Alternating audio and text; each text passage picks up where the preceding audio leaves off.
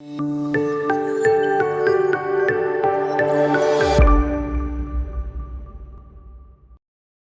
everyone, welcome back to another video. Before we start solving this problem, I just want to remind you guys the best way to support this channel and my desire to bring high quality lessons to you at no cost is to hit that like button and please subscribe to the channel. So today we're going to be solving this cost of capital question.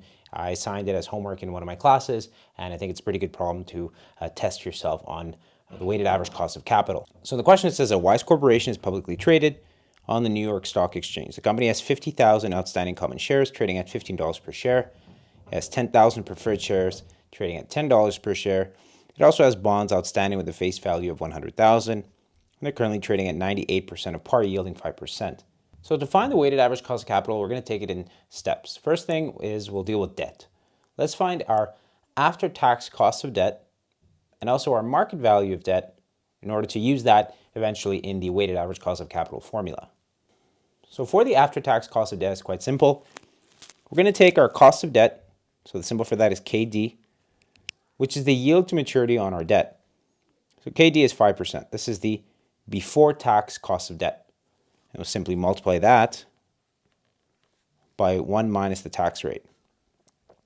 So 5% times 1 minus the tax rate of 20% leaves us with 4% as our after-tax cost of debt.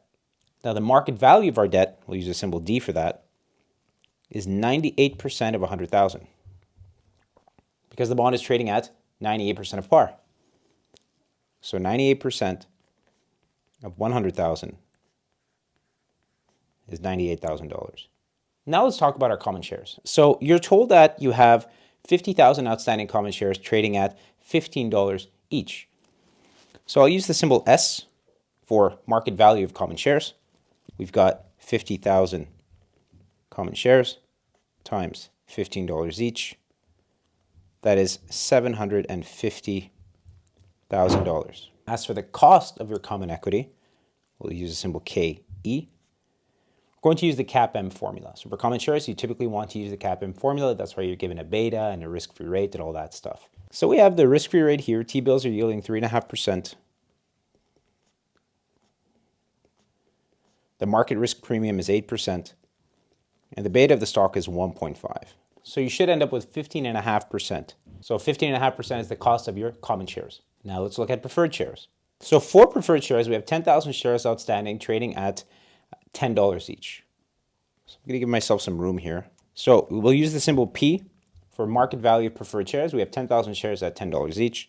So 10,000 times 10, $100,000.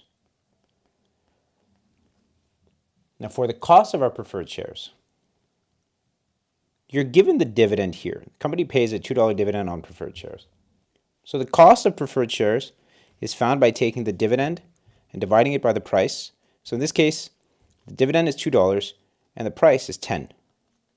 So the cost of preferred shares is 20%. Once you have all this, we'll put it all into the weighted average cost of capital formula to figure it out. So this is the formula we'll use. V is the total value. So we're going to start by adding up our debt, our preferred equity, and our common equity to figure that out, the denominator for the weights of our weighted average cost of capital. So by adding up your debt, your preferred equity, and your common equity, we have a total value of $948,000. Now we'll take all the information we have, plug it into this formula, and plug that into our calculators. So after writing it all in and punching it into the calculator, I get a weighted average cost of capital is 14.32%. So compare your work to what we did here. Try and find your mistakes if you made any. Leave me a comment if you have any questions. And don't forget to hit that subscribe button. I'll see you guys in the next video.